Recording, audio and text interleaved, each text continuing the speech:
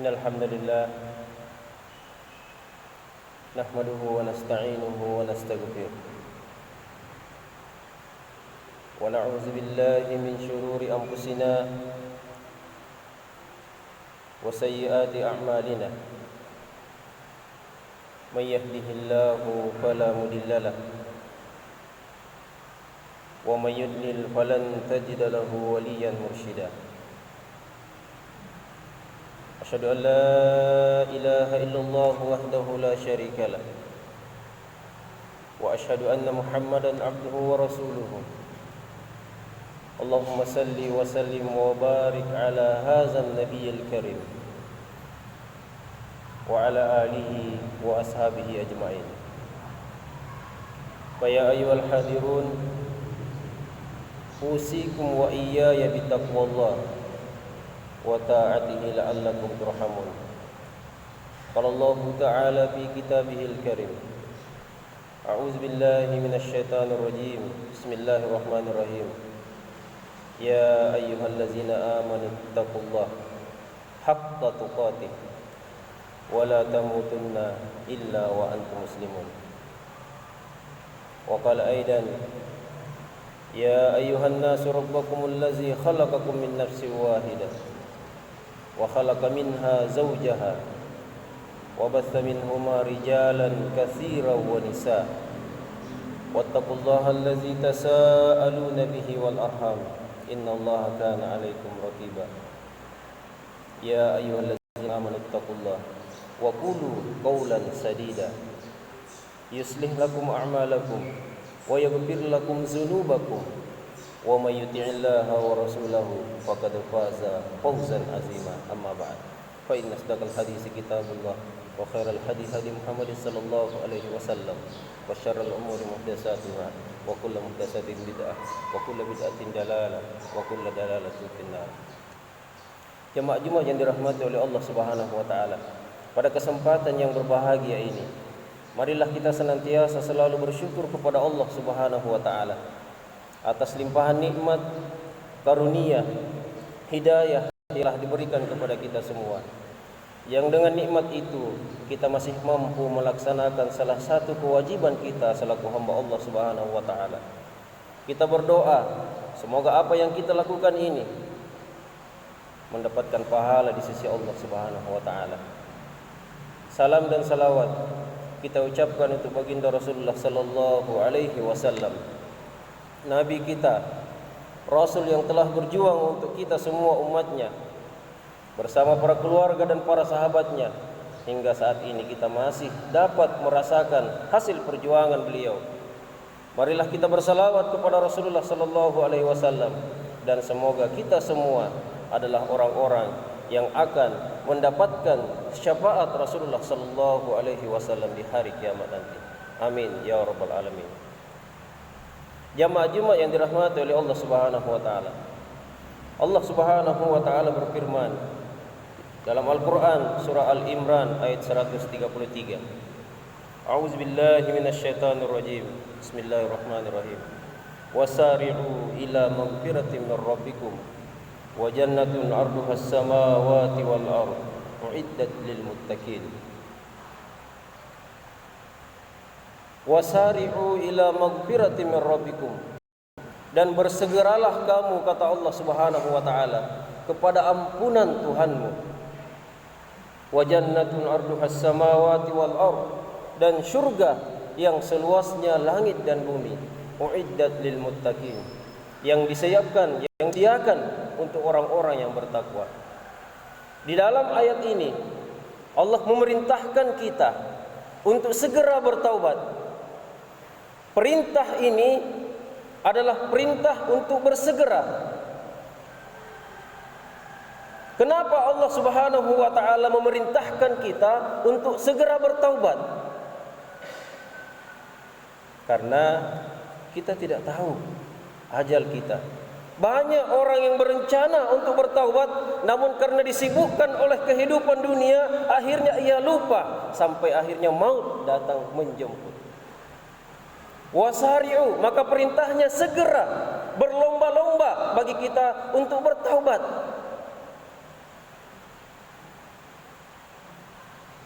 Karena umur kita, umat Rasulullah sallallahu alaihi wasallam itu kisarannya hanya 65 tahun saja.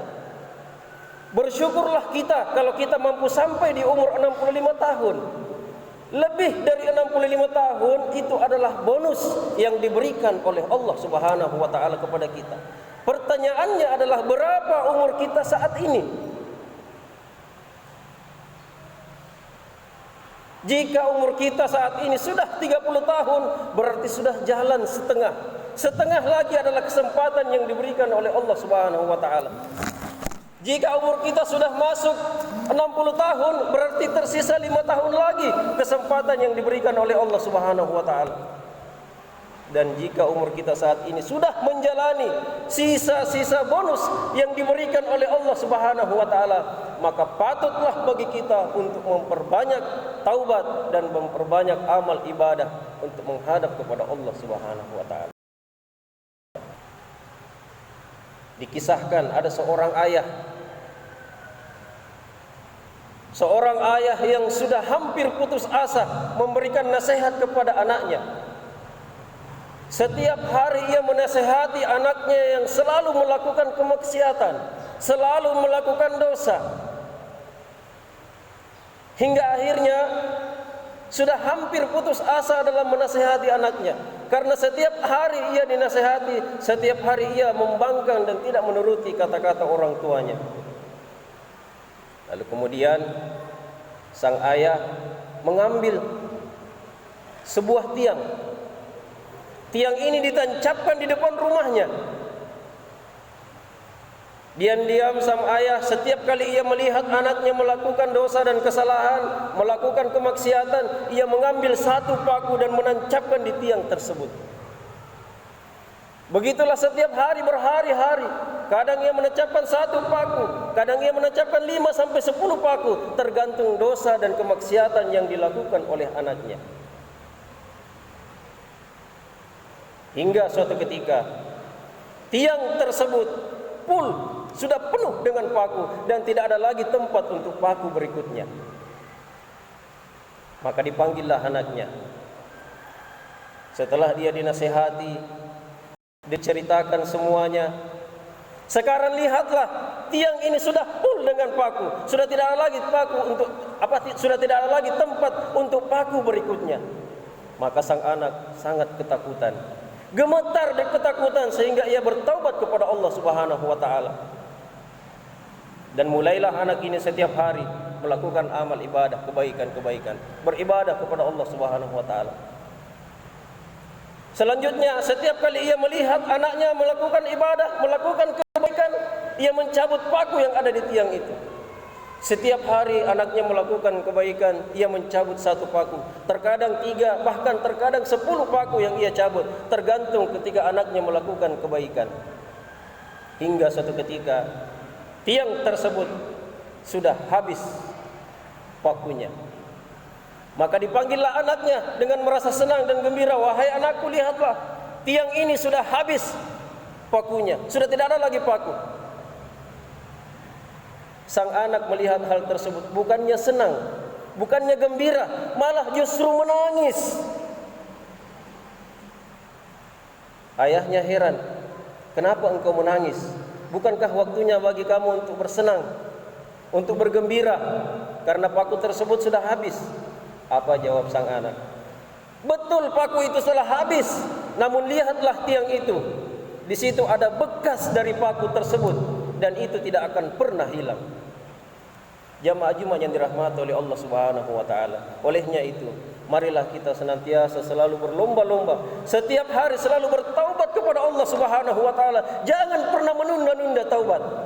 Orang yang menunda-nunda taubat ibarat orang yang hendak mencabut pohon, lalu kemudian ia menunda untuk mencabut pohon tersebut. Tahun berikutnya ia datang untuk mencabut pohon itu. Pohon itu sudah menjadi pohon yang besar dan susah untuk dicabut lagi. Itulah kemaksiatan yang selama ini kita lakukan. Ketika kita menunda-nunda taubat, semakin banyak kemaksiatan yang kita lakukan, semakin susah bagi kita untuk bertaubat kepada Allah Subhanahu wa taala. Al-mu'minu yara zanbahu kajabalin fawqahu yahabu an waqa'a alaihi. Orang mukmin, dia melihat dosanya, dia takut dengan dosa yang ia lakukan. Seperti melihat gunung yang ada di belakangnya, dia takut suatu waktu gunung itu akan menindas dirinya. Wal munafiqu yara zanbahu kajabalin fawqahu. Orang munafik, dia melihat dosanya seperti ia melihat lalat yang terbang di hidungnya, lalu kemudian ia mengusirnya. Menganggap enteng, menganggap remeh dosa yang ia lakukan. Jangankan banyak dosa yang kita lakukan, satu saja dosa yang kita lakukan tanpa dibarengi pahala sudah cukup alasan bagi Allah untuk memasukkan kita ke dalam nerakanya Allah Subhanahu wa taala. Barakallahu li wa lakum bil Qur'anil azim wa nafa'ni wa iyyakum bima fihi min al-ayati wa zikril hakim wa taqabbalallahu minni wa minkum tilawatahu innahu was-sami'ul alim.